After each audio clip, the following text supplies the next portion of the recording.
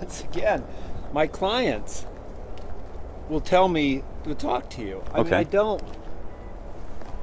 why would you think any attorney would talk to the media without their client's permission?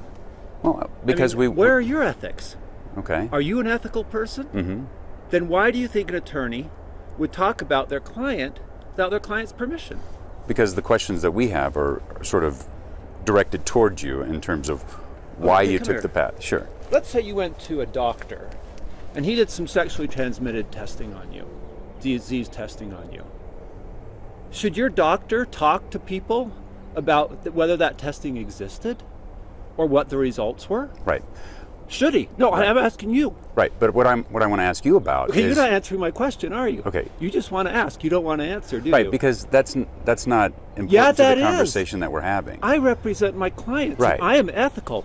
You don't want me to be ethical. Okay. You want me to break my duty as a registered attorney with the Utah Bar Association. Okay.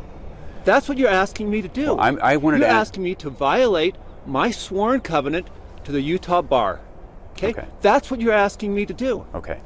What I wanted to ask you about is your role in the decision to go out of state rather than to go sort of the traditional route. The state treasurer said that Franklin Discovery got fleeced in that deal. So we wanted to ask you about your decisions that led them in that direction. That's why we wanted to talk to you directly. Okay, once again,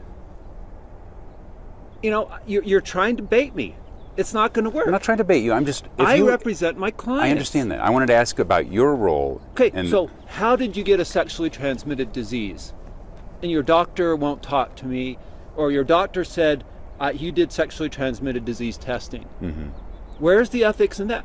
I don't have anything to say unless my client tells me to say it. Okay. That's it. Yeah, we're not and talking if about... I don't do that, I should be disbarred by the Utah Bar Association. Okay. Do you understand that? I understand what you're saying. No, you don't. Yeah, I do. I wanted to ask you about... I just wanted to ask you about your... No, you don't. I just wanted to ask you about your role in the decision to go that route. That's all. We're not asking you about... That's my client's decision. Okay. To say anything or everything.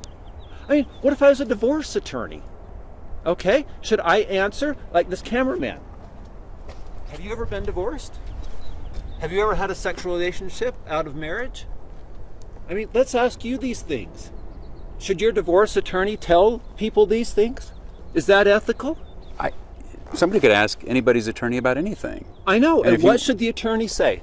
That's up to you. That's why. No, it's not up to you. The Utah Bar Association says I cannot disclose any client decision, any client material without the client's permission. Okay, that's fair enough, and I appreciate you saying that. You keep getting in my face. You track me down here at work. Right, because we wanted to ask you about this. We think it's important.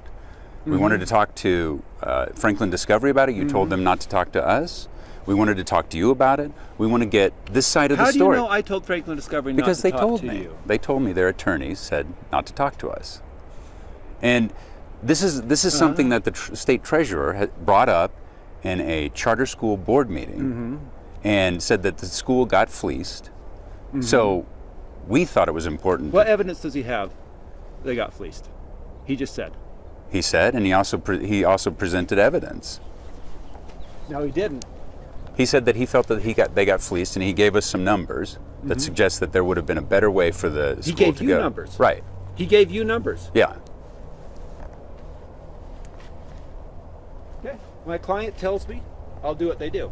Say, it's unethical for me to talk to you about clients. I have told you this, and yet you wait and you bait me when I come in my car. Okay? That's how ethical you are. I told you I have a duty. You want me to break that duty. Do you think, let's say someone goes and molests a child. Do they have a right to counsel? Do they? How many of these... No, you're getting annoyed now. Oh, I'm so sorry. Well, no, how many... we could do this all day. You're getting annoyed. I'm not annoyed. Yes, you are. If you don't want to answer the question, that's fine. Huh? Yeah, that's great. If you want to continue to bring up possibilities. So attorneys should talk and doctors should talk about all their patients, all their clients, without their client's permission? You think that's ethical? If I talk to a doctor and I ask him a question and he feels that he can answer it legally, then yeah.